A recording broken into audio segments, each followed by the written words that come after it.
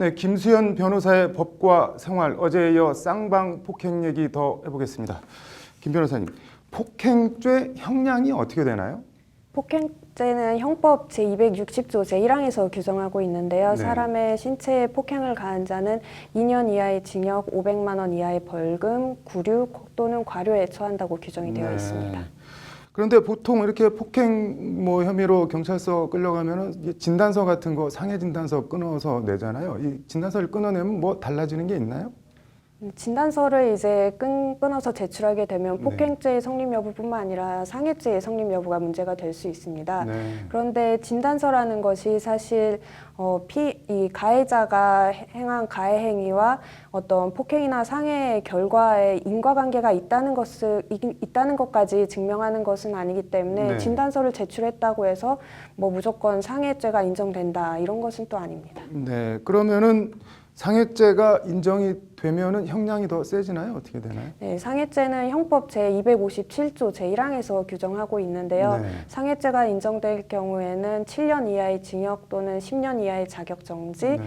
또는 1,000만 원 이하의 벌금에 처하시게 됩니다. 네, 뭐 폭행죄 형량보다 뭐 3배 이상 넘는 것 같은데 만약에 이제 경찰서에 간 두 사람이 이게 문제가 커지네 그러면서 우리 서로 뭐 처벌 원하지 않는다 이렇게 합의를 하게 되면 어떻게 되는 건가요?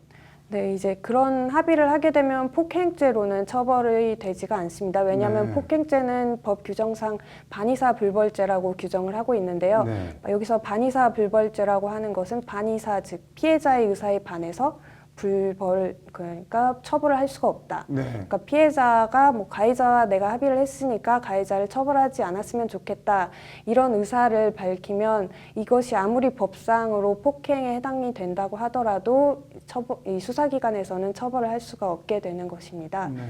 반면에 이제 상해죄는 반의사 불벌죄라고 규정을 하고 있지 않기 때문에 이런 합의가 있다고 하더라도 이것이 단순히 양형사유로 반영이 될 수 있을 뿐이지 어떤 처벌 여부에까지 영향을 미치진 않습니다. 그럼 뭐 일단 진단서를 제출하게 되면은 뭐 합의 여부와 상관없이 자기 손을 떠나게 되는 측면이 있는 거네요. 네, 상해죄의 경우에는 뭐 단순히 당사자들끼리 합의를 했다고 해서 수사가 종결이 되는 것은 아닙니다. 네. 그럼 시비 붙었을 때 쌍방 폭행이 안 되게 하려면은 뭐 어떻게 대처를 해야 되는 건가요? 사실 가장 좋은 것은 그 자리를 피하는 것인데요. 네. 뭐 부득이한 사정으로 그런 시비에 휘말렸고 이를 피할 수가 없다면 우선 경찰에 신고를 하고 이제 경찰이 현장에 도착하기까지는 최대한 방어적인 행동으로 네. 가해자의 공격을 막는 것이 가장 좋을 것입니다. 네. 어제도 잠깐 언급을 했는데 정당방위가 되려면은 뭐 어떤 요건을 갖춰야지 정당방위가 되는 건가요? 네, 정당방위로 인정이 되려면 상대방의 어떤 불법적인 공격으로부터 본인 또는 타인을 보호한다는 것이 인정이 돼야 됩니다. 따라서 그런 방어적인 수단이 어떤 상대방의 공격 행위의 정도보다 지나쳐서는 안 되고 또 상대방이 공격 행위를 멈췄는데도 불구하고 계속적으로 방어 행위를 해서는 안 될 것입니다. 네. 일단 경찰서로 넘어가면은 그 다음에 또 뭐 어떻게 대처를 해야 되나요?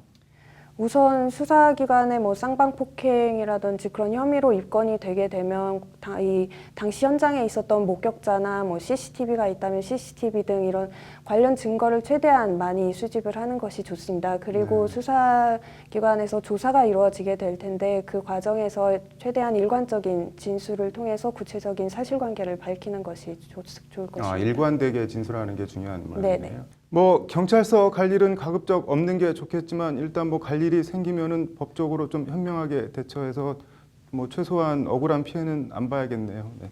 잘 들었습니다.